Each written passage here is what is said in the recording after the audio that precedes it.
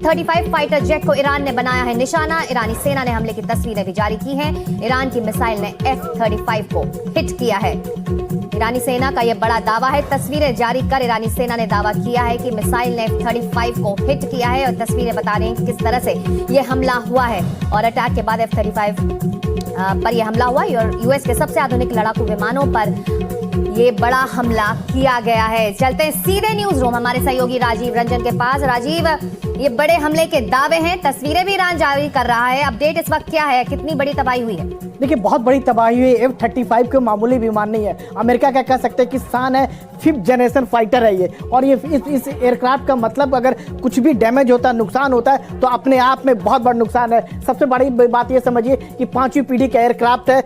ये steel technology है। Steel technology का सीधा मतलब ये होता है कि ये रडार की जद में नहीं आ सकता है। और इसकी अगर कीमत की बात कीजिएगा तो करीब 11,000 करोड़ के आसपास की कीमत है। दुनिया भर में जो कई देशों को जो है अमेरिका ये विमान बेचता है। और नुकसान की अगर बात कीजिएगा तो जो खासियत की अगर बात कीजिएगा तो रडार से बचकर उड़ान भरने की क्षमता रखता है। इसके अगर स्पीड की बात कीजिएगा तो 2000 किलोमीटर प्रति घंटे की स्पीड है। 11,000 करोड़ कीमत है। और इसके वेपन सिस्टम की बात कीजिएगा तो पूरे फाइटर देखिए, कहीं आपको बाहर से कोई वेपन नहीं दिखेगा। और तकरीबन इसके अगर हर तरह के वेपन कैरी कर सकता है। और अमेरिका और उसके जो चुनिंदा जो देश है उसको ये 5वीं पीढ़ी का एयरक्राफ्ट दिया है अमेरिका ने। दुश्मन के मिसाइल और रडार को जाम करने की भी क्षमता है। और इसके अगर पायलट को जमीन, हवा और समुद्र की पूरी तस्वीर, इसका जो अगर कॉकपिट अगर देखिए, स्क्रीन देखिएगा तो वहाँ सब कुछ नजर आता है। और दुश्मन की जो सीमा के भीतर घुसकर जो है मार करने में सक्षम है। मल्टी रोल एयरक्राफ्ट है। एयर टू रिफ्यूलर इसमें हो सकता है, एयर टू ग्राउंड की निगरानी हो सकता है। दुनिया में बहुत कम देश हैं कि इस तरह के 5th जनरेशन के 5वीं पीढ़ी के एयरक्राफ्ट बनाते हैं। और जो फाइटर जो देखिए, जो अमेरिका ये जो ईरान के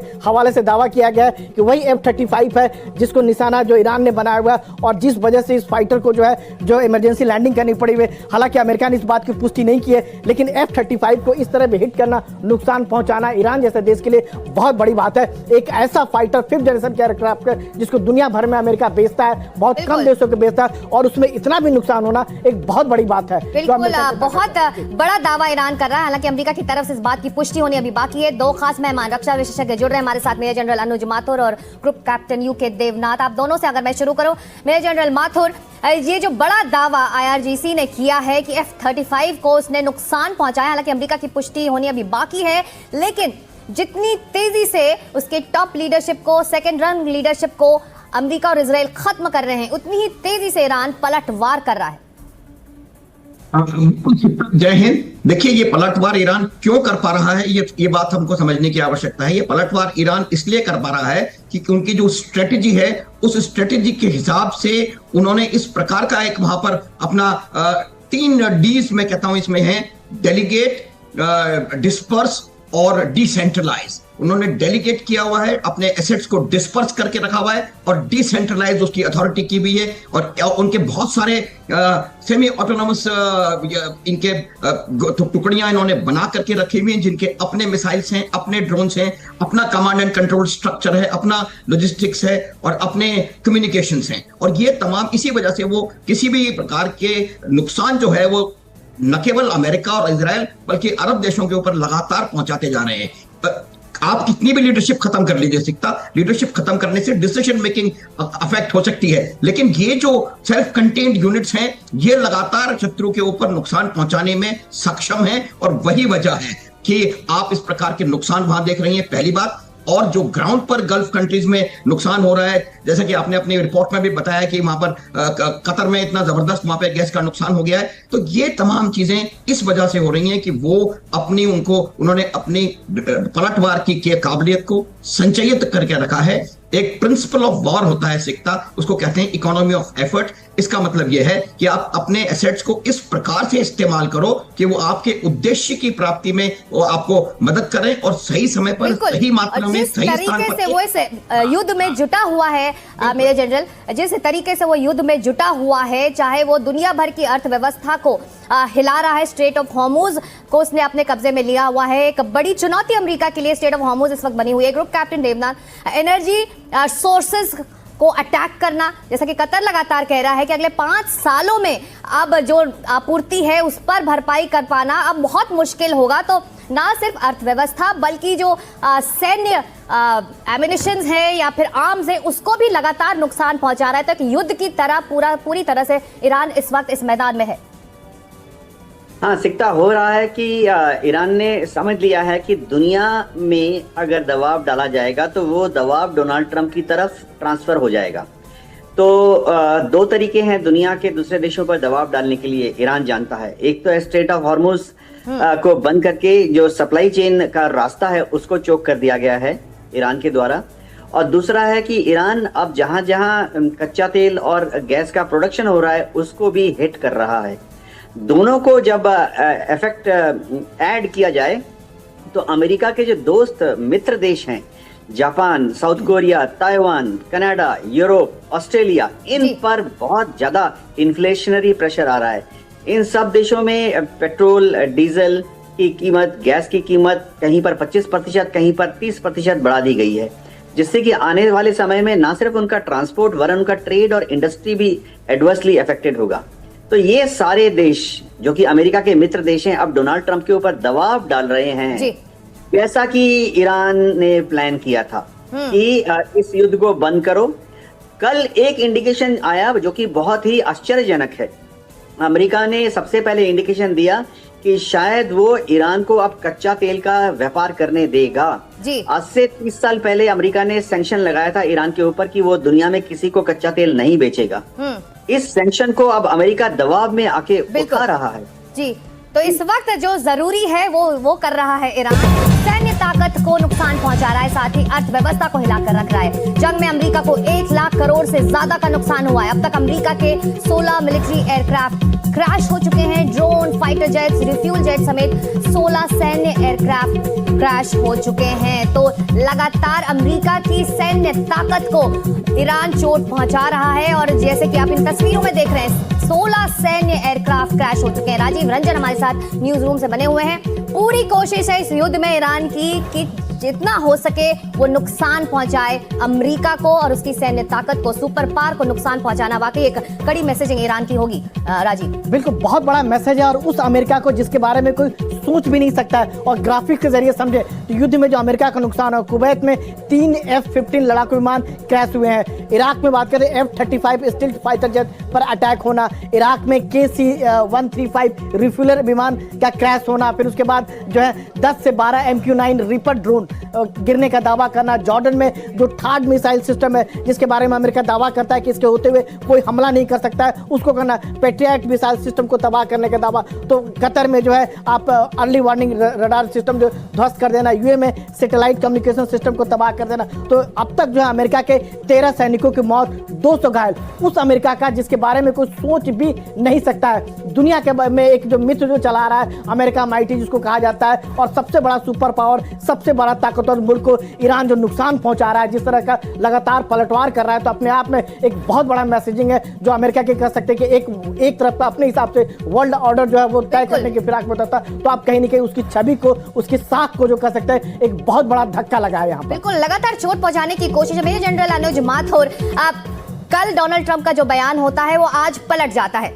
ऐसे में जो मैसेजिंग की बात राजीव भी कर रहे हैं, क्या डोनाल्ड ट्रंप को यह अंदाजा था कि इस तरह से इतने लंबे समय तक इस युद्ध में ईरान इसी तरह पलटवार करता रहेगा? शायद ये अंदाजा नहीं रहा होगा राष्ट्रपति ट्रंप को, इसीलिए हम लगातार उनके बयानों में बदलाव देखते हैं। कल जो हम बात उनकी बताते हैं आज वो पलट जाते हैं उस पर, वो कुछ और कहने लगते हैं। मेजर जनरल, बिल्कुल आपने सही सटीक आपने टिप्पणी करी है। देखिए डोनाल्ड ट्रंप को कतई इस बात का अंदेशा नहीं था। देखिए जो डोनाल्ड ट्रंप की जो प्लेबुक है, उस प्लेबुक का जो काम करने का तरीका था वो ये था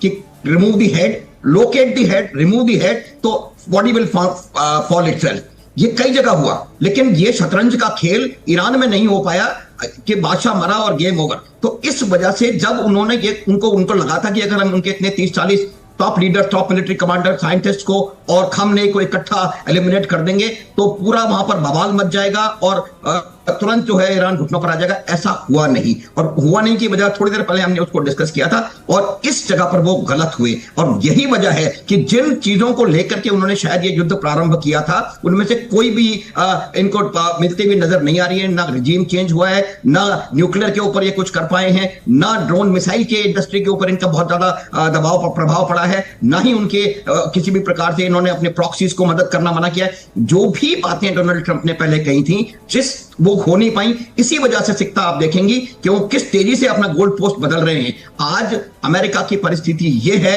कि उनको ये नहीं पता कि उनकी डिजायर्ड, एक सेकंड और प्लीज, डिजायर्ड एंड स्टेज क्या है, वो चाहते क्या है इस युद्ध के अंत में। तो ये जब तक नहीं होगा तब तक मुझे लगता नहीं कि वो कुछ आगे करना संभव होगा उनके लिए। बिल्कुल। और इस वक्त ये भी अंदाजा लगाना मुश्किल है कि वाकई इजराइल और अमेरिका सेम पेज में है या नहीं इस पूरे युद्ध को लेकर। इस बीच एक अपडेट भी है, उसको हम देख लेते हैं, फिर आपके पास मैं लौटूंगी। बहरीन में अमेरिकी पैट्रियट मिसाइल ध्वस्त किया गया है। ईरान के हमले में पैट्रियट सिस्टम तबाह हुआ है। पैट्रियट डिफेंस सिस्टम की कीमत 10,000 करोड़ से ज्यादा की है। ईरानी मीडिया ने patriot missile air defence system तबाह करने की तस्वीरें भी जारी की हैं। तो लगातार ईरान की तरफ से दावा किया जा रहा है कि देखिए हम किस तरह से हम जो सैन्य ताकत है अमेरिका की उसको अटैक कर रहे हैं, उसको ध्वस्त कर रहे हैं, और उसमें हम कामयाब भी हो रहे हैं। राजीव रंजन न्यूज रूम से अब हमारे साथ है। राजीव बताइए और अपडेट इस बारे में क्या है? देखिए बहुत बड़ा नुकसान है कि 10,000 करोड़ का पैट्रियट सिस्टम, वो एयर डिफेंस सिस्टम जिसके बारे में दावा है कि कोई भी मिसाइल हमला होगा तो उसको रोकने में सक्षम है, लेकिन जिस तरह से ईरान लगातार जो है अपने ड्रोन के जरिए, मिसाइल के जरिए इसको नुकसान पहुंचा रहा है, उससे आप अंदाजा लगाइए। और एक मिसाइल ईरान की जो ड्रोन की कीमत कहिएगा तो हार्डली जो 5 से 10 लाख या 20 लाख के तकरीबन आता है। तो ईरान जो है बहुत कम कीमत पर इस्तेमाल कर रहा है। और जिससे लॉन्चर की बात कर सकते हैं, तस्वीरों में आप देखिए तो उससे जो नुकसान जो पहुंचा रहा है वो कितना बड़ा नुकसान अमेरिका को पहुंचा रहा है। 10,000 करोड़ के पैट्रियट सिस्टम की बात करें, चाहे थर्ड एयर डिफेंस सिस्टम की बात करें, ये सारे सिस्टम को तबाह करना ये दिखाता है कि ईरान जो है सस्ते में, यानी ईरान को लड़ाई का भार जो है कीमत जो बहुत ज्यादा नहीं पड़ रहा है, लेकिन उसकी भारी कीमत जो है अमेरिका को चुकानी पड़ रही है। जी बिल्कुल। एक और अपडेट आ रहा है यरूशलेम से, वहां पर अल अक्सा मस्जिद में तनाव की खबर है। इजराइल के खिलाफ हो रहा है प्रदर्शन। इजरायली पुलिस ने गोलीबारी भी की है। लोकल सोर्सेज के हवाले से खबर आ रही है कि किस तरह से बाब अल सहरा एरिया में टीयर गैस के शेल्स दागे गए हैं। देख लेते हैं वहां की ताजा तस्वीर।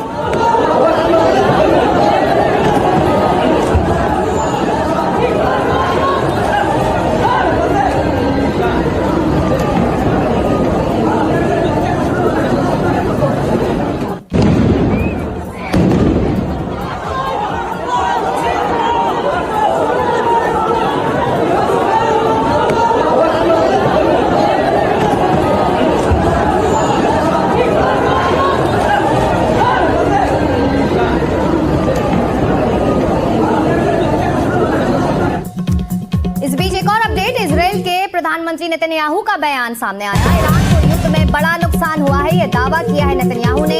हमारा मिशन सही दिशा में चल रहा है, वो ये कह रहे हैं। קשה לשהות בחדרי הביטחון וקשה לשהות במקלטים. אני מבין את Our goals are three. One, removing the nuclear threat. Second, removing the ballistic missile threat, and removing both of these threats before they're buried deep underground and become immune from aerial attack. And third, this means creating the conditions for the Iranians to grasp their freedom, to control their destiny. Group captain Devnath, जो बात मैं कह रही हूँ कि क्या वाकई US और इजराइल सेम पेज में है या नहीं, इसको लेकर कई बातें हो रही थी। जो डोनाल्ड ट्रंप का कल बयान आया था जब ईरान पर हमला इजराइल ने कर दिया था, उसके बाद कतर में तबाही झेलनी पड़ी थी। तो ऐसे में अब नेतन्याहू सामने आकर क्या कह रहे हैं?